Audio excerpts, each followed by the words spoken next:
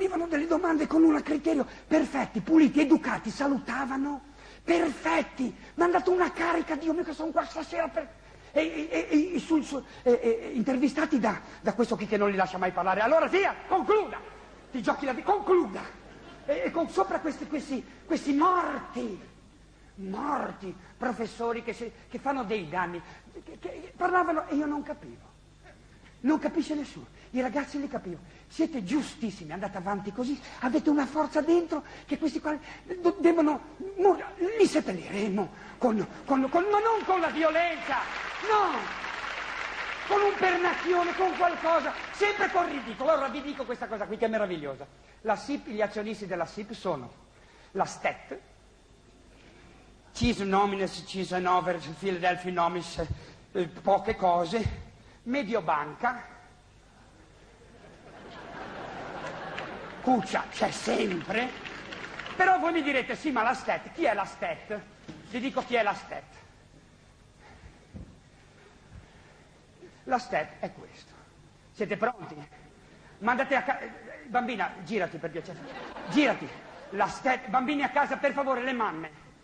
Tengano i bambini. La STET. Il padrone della SIP, cioè la STET è la finanziaria, è la mamma della SIP. La STET è questo qui.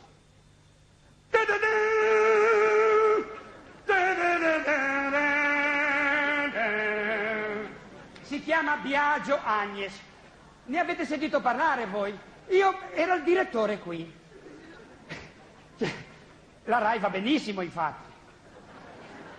Ora, vi dico, quando io ho fatto 6 anni di televisione, fermi, vi spiego questo, io ho fatto 6 anni qua dentro, non l'ho mai visto di persona, mai, nessuno qua l'ha mai visto, si sentiva, ed era un terrore, i dirigenti che dicevano, è arrivato Biagio, sì è arrivato, poi uno come fa impaurire che si chiama Biagio, tutti terrorizzati, la loro forza è l'invisibilità. Perché allora non l'ho mai visto, ma ci ho parlato per telefono le ultime 2 volte di Fantastico, perché mi chiamavano per terrorizzarmi un po', no? Cioè con la stima. E l'ho sentito parlare. E ho detto, mi diceva, combinazione Eddie Avellino. Abbiamo un precedente che bisognerebbe parlargli, vabbè. E parlava come quello lì. E mi diceva, Grillo, con la stima che ci allega tutto la stima, io ho il piacere di dirle che lei è sulla Rete 1 e deve pensare alle famiglie, perché la Rete 1 è delle famiglie. Quindi tutto bene, la ringrazio. Non sa i congiuntivi, non sa l'italiano e è presidente di una cosa che fattura migliaia di miliardi. Ma per questo qui non ci vogliono i carabinieri per mandare via qui, ci vuole mia nonna. Avessi mia nonna viva, lo fa fuori in un attimo con la borsetta. Sai quelle borsette di finto coccodrillo che avevano le nonne? Andavano da questo con la faccia, Biagio, vieni qua Biagio, vai a scuola. Infatti io pensavo, non essendo più in Rai, che l'avessero mandato almeno a imparare l'italiano alla scuola Radio Elettra, almeno per parlare come Biscardi. Non ce la fa. È andato e quest'uomo qua ci sta prelevando, veramente sta facendo dei danni delle famiglie con 2 milioni. C'è gente che paga 10 milioni. Ci sono i papà che chiamano telefono, giuro, sono i papà che chiamano, venite a arrestare mio figlio, mi sta rovinando finanziariamente. Ma tu pensa con un numero così che schiacci, una volta schiacciavamo, Didici. Pensa nei comuni, nei ministeri. Tutti gli impiegati, come va lì in Australia? Poi il telefono erotico è un altro pacco, quello 001, è un altro pacco. C'è gente che si mette lì, si prepara, no? Perché negli spot ti fanno vedere, ieri, c'è Cengia, si preparano e per farci una cosina passano dall'Australia, magari è sotto casa sua lei. E in Australia fanno il porno, non possono farlo qua perché è proibito il porno. Lo fanno nelle Filippine, tutta norma di legge. E i ragazzi si attaccano a queste cose, sentono delle porcate. E poi ci stupiamo che a Civitavecchia fanno degli stupri. E noi proteggiamo i ragazzi così. Allora io vi chiedo una cosa. Allora di prendere carta e penna. C'è un piccolo dettato, mandiamo una cartolina postale. Mi dispiace farvi per spendere dei soldi, sono 400 lire. Lo faccio io anche domani mattina. La mandiamo una protesta scritta alla SIP, vi va?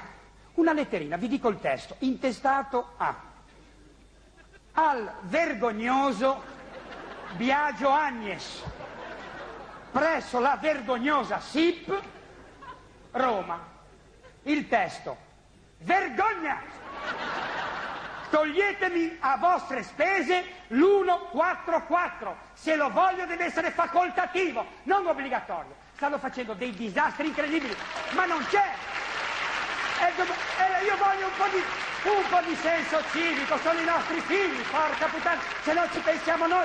Beh, ferma, perché poi non sarei onesto a dire che c'è solo lui, perché vedete, succede Berlusconi bisticcia con l'Espresso, Panorama con l'Espresso, Repubblica col Corriere, bisticciano, sei tu un fascista? No, siete tu fascisti. Vediamo chi è.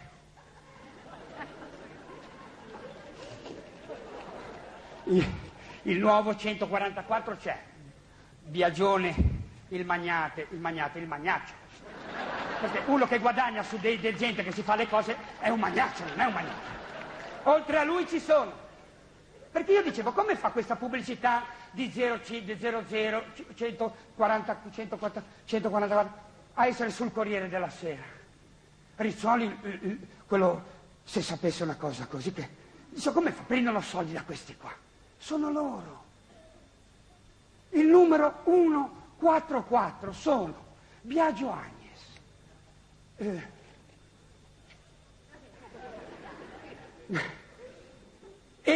Edifon, gruppo Rizzoli, RCS. Sono loro che mangiano. 200 lire a Stato, 500 più IVA, 200 alla SIP, 300 se lo dividono tra Rizzoli, Berlusconi, l'imprenditore per la democrazia, per le nuove società, Berlusconi, Biagio Agnes ha anche la STET a San Marino. Cosa farà a San Marino? Traffico di gettoni. Poi c'è la Brondo della Radio Monte Carlo, Radio Monte Carlo e Radio 105, la cosa dei giovani, la Semedia Beghin, gruppo Espresso, Scaracciolo, proprio Scaracciolo, Scaracciolo, e di nuovo la RAI con una piccola quota. Dove sei, Presidente, il nuovo?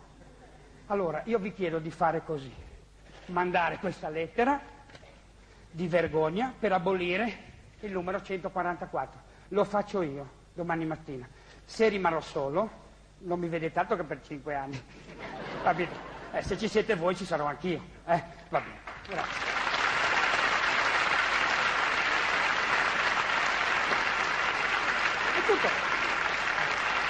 È tutto. E questo guardate che io credo di piacere, perché lo faccio da tanti anni queste cose, ma è un po' di senso di civiltà. Le televisioni che si mangiano uno con l'altro, usano la televisione.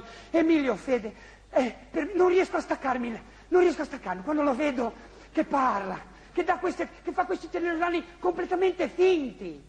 Il Papa con l'AIDS, ma si può, ma neanche Costanzo arriverebbe a una cosa così. Costanzo ha spento, non ha mandato in onda, controlla, lui la notizia, le notizie le monta, è un uomo incredibile.